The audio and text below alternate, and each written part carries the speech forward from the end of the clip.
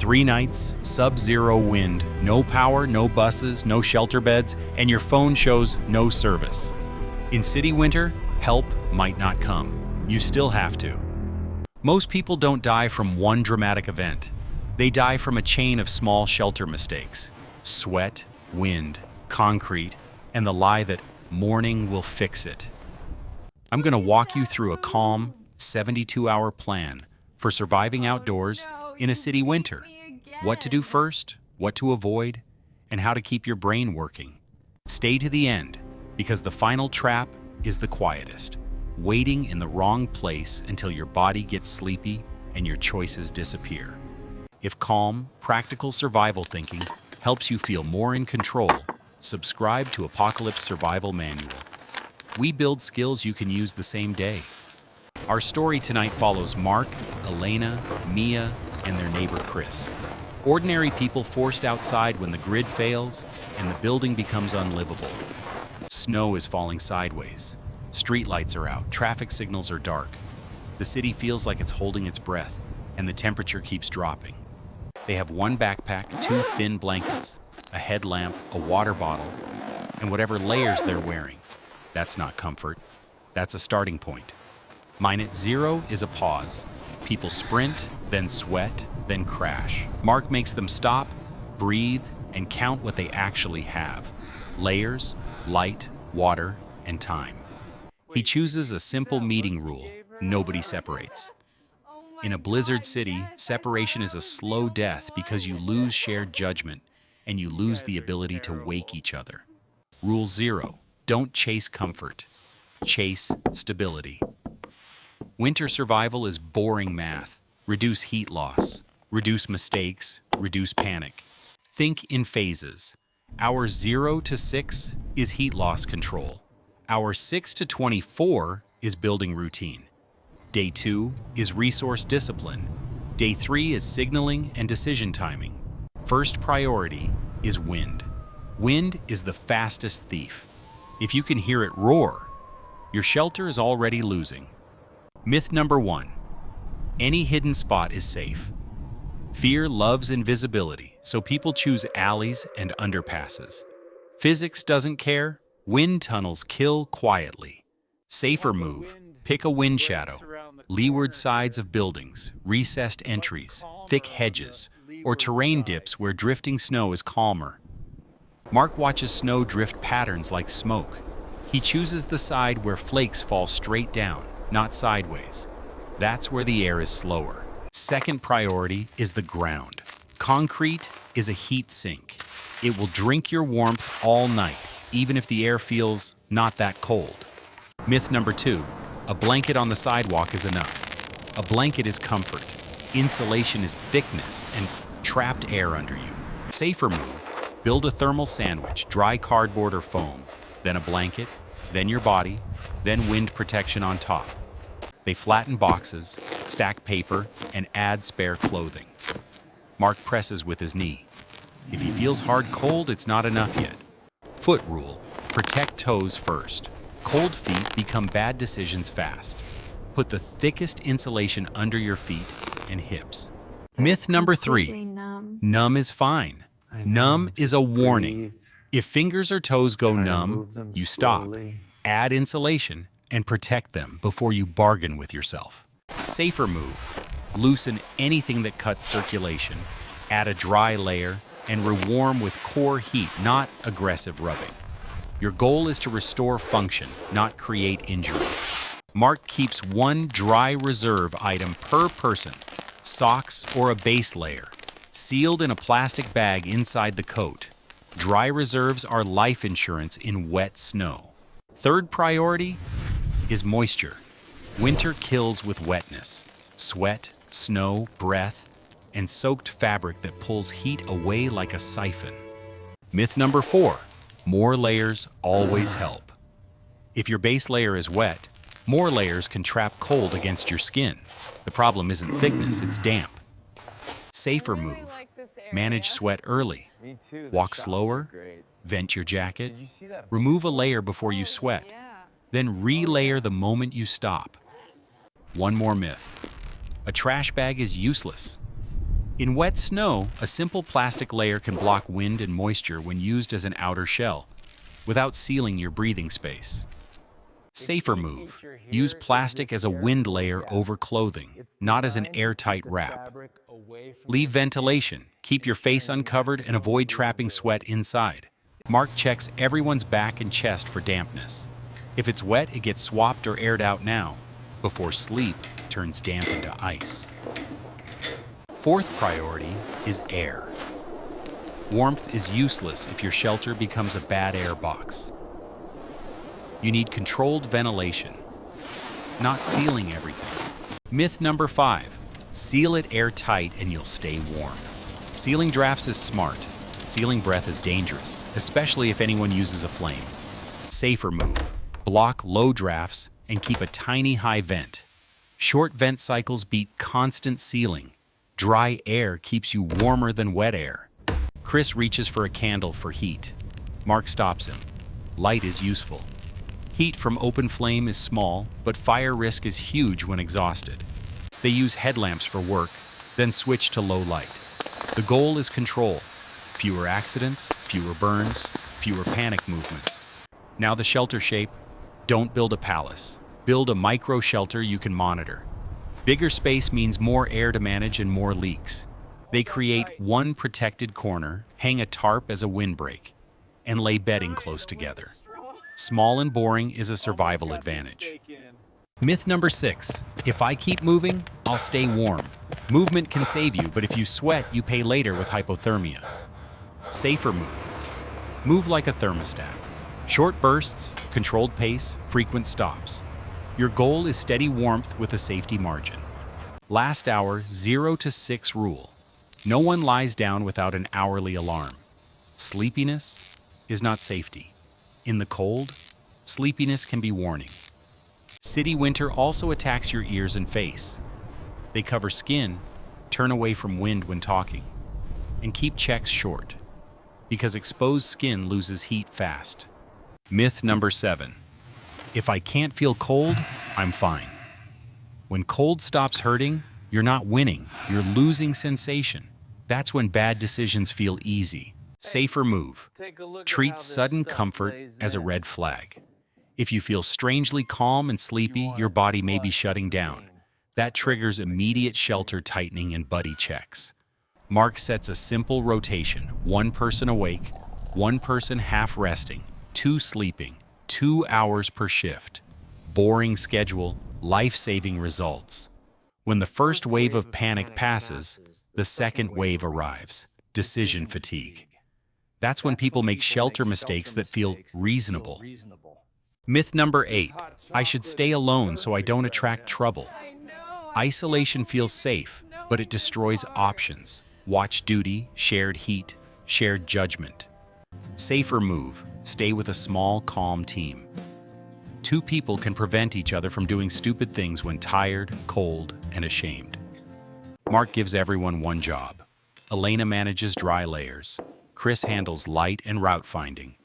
Mia tracks time, water, and who last ate. Routine rule. Every hour you scan 4 things: wind, ground insulation, moisture, and mindset. Short checks keep problems small. Mindset check matters. Cold makes people irritable and impulsive. That's normal physiology, not a personality flaw. Name it, then control it. Food becomes heat. Myth number 9. Warmth is all that matters. Food can wait. Your body is a furnace. Without fuel, it can't burn. Safer move. Steady calories, not big meals. Small bites on a schedule. Protect hands while eating, because cold hands drop food and make mistakes. Hydration is sneaky in winter. You don't feel thirsty, but your blood volume moves heat. Dehydration makes you colder and more confused. Safer move. Sip regularly. Keep water inside your coat so it doesn't freeze. If it's frozen, thaw it against your body. Don't waste energy shaking. Myth number 10. I'll drink coffee and power through. Stimulants can mask fatigue and push you into sweating. You want steadiness, not speed. Safer move. Use warm drinks for comfort in small sips then stop. The real performance booster is dry layers, protected feet, and controlled pace. Our 12 plan: pick a loop, not a wander. A short, repeatable route between wind shadows, staffed public places, and known landmarks. Day 1 to 2 navigation rule: avoid shortcuts over ice, rail yards, and river edges. In collapse, a fall becomes a medical emergency you can't solve outdoors. They walk like they're carrying glass. Short steps, knees slightly bent, hands free for balance. A sprained ankle turns a 72-hour plan into a 1-hour failure. They avoid the center of chaos: crowds, sirens, rumor lines. They move on the edges where you can leave quickly and still be seen. Myth number 11. Crowds are always safer. Sometimes crowds mean help. Sometimes they mean panic, illness, and a stampede toward bad decisions. Safer move: use crowds like weather, observe from the edge, take what's useful, and keep an exit. Never let the crowd choose your route. Mark sets a distance rule. If you can't return to your shelter spot without sweating, you went too far. Long walks in winter are a tax. By late night, they upgrade the shelter quietly. More ground layers, cleaner dry zone for sleeping, and a dedicated spot for wet gear to vent. Myth number 12. I'll build one perfect shelter and relax. Shelters drift, wind shifts, snow piles, moisture accumulates. Relaxation without checks is how shelters fail. Safer move: schedule upgrades. Every loop, add one ground layer, fix one draft, dry one item. Tiny maintenance beats heroic rebuilding. They vent moisture for 2 minutes, then block drafts again. Dryness is a routine, not a one-time trick. Routine is what keeps you alive. Night 1 closing lesson: you're not trying to win winter, you're trying to not lose options. Each hour survived is time you bank. If you're still watching, you're the kind of person who learns before the disaster.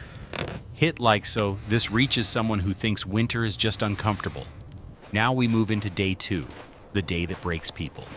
Not because it's colder, but because they're tired and they start making shortcuts. By day 2 afternoon, morale becomes a resource. Mark uses micro goals. Next hour, stay dry. Next loop, don't sweat. Small wins prevent panic spirals. He also limits conversation in the wind. Talking faces into the wind adds moisture to scarves and freezes them. They speak briefly, then cover up again. Day 2 starts with an ugly truth. Your shelter doesn't fail all at once. It fails in inches. One wet sock, one draft, one argument, one bad nap. Mark runs a morning audit. Toes, fingers, cheeks. Are they numb? Are they pale? He doesn't panic. He treats it as data that changes the plan. Safer move: protect extremities with layers and movement, but never to the point of sweat. Warmth is a steady flame, not a flash fire. They keep hands working, gloves on, tasks short, then hands back inside pockets near the core. Cold fingers can't tie knots or open bottles. Myth number 13. I'll warm up later at night. Night is when the city is coldest and you're weakest. Delaying warmth is delaying survival. Safer move: do your hardest work in the warmest part of daylight, then reduce movement as temperature drops. Spend energy when it buys safety. They seek lawful warming options in daylight. Staffed lobbies, community centers, churches, transit hubs. Then return before sweat builds. Chris wants to push farther to find better. Mark says no. In winter survival, the best plan is the one you can repeat without gambling. Risk management rule: don't trade a known shelter for a rumor. Rumors cost miles. Miles cost sweat. Sweat costs heat. Day 2, social danger. Desperation makes people unpredictable. Mark teaches soft boundaries: polite voice, open hands, and space to exit. They choose positions with visibility and a backstop, near a wall, not surrounded. Calm posture reduces attention. Clear exits reduce conflict. Myth number 14. If I look tough, I'll be safe. In collapse, toughness attracts tests. Calm, boring, and non-dramatic attracts less interest. Safer move. Blend as not worth it. Keep gear close, avoid flashing supplies, and keep conversations short. You're surviving, not performing. Night 2 is the psychological wall. Exhaustion makes you careless. Careless makes you wet. Wet makes you cold. Cold makes you sleepy. So, Mark shortens decisions. He uses a tripwire. If anyone shivers hard, gets confused, or stumbles, shelter mode becomes emergency mode. Emergency mode means stop moving, add insulation, vent moisture, warm hands and feet near the core, and rotate watch tighter. This is where many people die because they argue with the tripwire. They say, "I'm fine." Winter doesn't care what you say, it cares what your body is doing. Before sleep, they do the dry swap. Dry base layers, dry socks, and tomorrow's clothing tucked inside insulation so it won't freeze by dawn. Boring rituals, boring survival. That's the point. The city winter doesn't reward creativity, it rewards consistency. Before day 3, Mark rehearses the go decision. If the group can't stay dry, can't keep watch, or can't maintain insulation, they move during daylight to the nearest staffed place, no debate. Day 3. Morning. If you're alive and stable, you're succeeding. Now you shift from endure to be found without burning your remaining energy. They pick a consistent visible spot near a landmark, keep movement predictable, and conserve battery by keeping phones warm against the body. Myth number 15. Battery is for later. Cold kills batteries fast. A dead phone is a dead option. Warm it, ration it, and use it with purpose. Safer move. Brief check-ins, then off. Keep a written note of time, location, and plan, because cold brains forget details. Now the final trap, the one that kills smart people. Waiting in a comfortable place that is actually a slow freezer. It often looks like a car, a stairwell corner, or a sealed nook where you can finally relax. Relief makes you stop adjusting. That's when you lose. Safer move. Keep the routine even when you feel okay. Wind check, ground check, moisture check, mindset check, repeatable loop. No excuses. Here's your 72-hour summary in one breath. Choose wind shadow, insulate from the ground, control moisture, keep safe airflow, eat and sip on schedule, rotate watch, stay on edges, and decide early. If this helped, share it with one person. Winter survival isn't about fear. It's about preventing one small mistake from becoming a chain you can't break. Final reminder, your body is a thermostat with limits. Respect the limits early, and the city winter becomes survivable, even when help is delayed. Stay steady, stay dry. Decide early. I'll see you in the next manual.